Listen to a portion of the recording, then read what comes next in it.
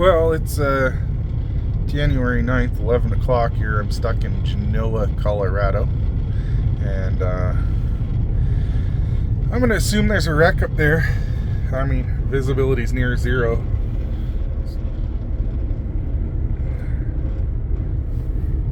And not going anywhere. I've already been sitting here about an hour. For whatever reason, they took away my ability to go live. It just says when I try to, it'll be ready in 24 hours. But anyway,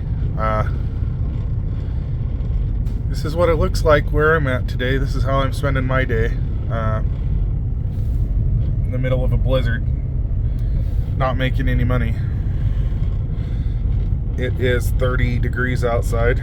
It's not even particularly that cold.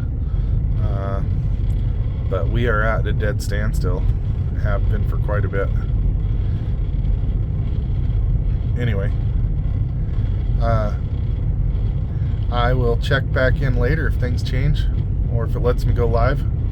But just wanted to share with you how Genoa, Colorado is going.